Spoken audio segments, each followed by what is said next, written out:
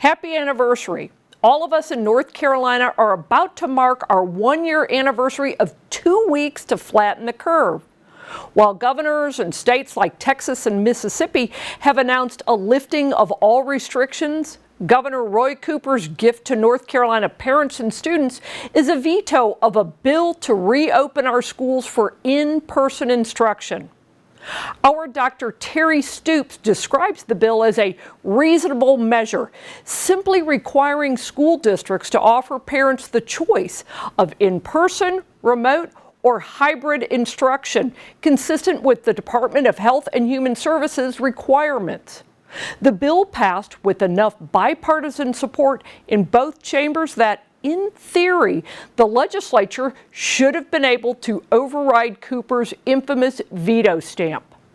Unfortunately, the override vote failed by 1 in the state Senate. Democrat Paul Lowe changed his position to stand with Cooper and the teachers union. Democrat Ben Clark, who co-sponsored the bill, was a no-show. Democrats are cheering their show of power. This includes the North Carolina Association of Educators, the self-described teachers union. But they're on the wrong side of science. Multiple studies, including a recent one from Duke University, show in-person learning can resume safely. Private schools are case studies proving it. Democrats are on the wrong side of kids. Preliminary test scores show an alarming drop in student proficiency. The learning loss is very real. Zoom classes may be fine for 2 weeks to flatten the curve, but not for a year.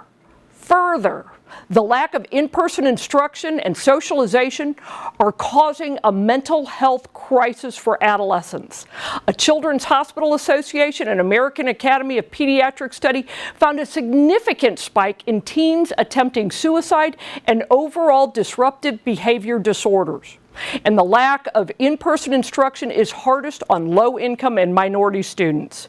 Democrats are also on the wrong side of voters. A poll we recently commissioned found that nearly 60% of likely North Carolina voters support reopening schools. So why would Senate Democrats who originally supported getting students back in classrooms suddenly change their positions? Why would they stand with the governor and the teachers union? According to Lowe, he flipped because the governor asked. Lowe said, "I'm a Democrat." He's the governor, and a Democratic governor. In a recent Carolina Journal column, Dallas Woodhouse called Clark's no-show raw partisan politics. Keeping Cooper happy was more important to Senator Clark than parents and children, period. This is about political power. The teachers union is the governor's power base. They want schools closed, so they are. Unfortunately, a generation of North Carolina students are collateral damage. COVID proves that the giant government monopoly education system is at odds with students, parents, and taxpayers, and throw-in voters.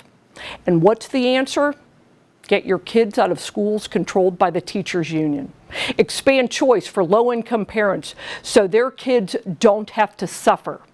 And that's part of our legislative agenda. Now, if you have feedback for me, email me at rightAOC@johnlocke.org. And for all the news and information you won't get anywhere else, visit carolinajournal.com and johnlocke.org. And while you're there, please consider an investment in freedom so we can continue to bring you the information you need to make wise public policy decisions. Stay safe, stay healthy, and stay informed.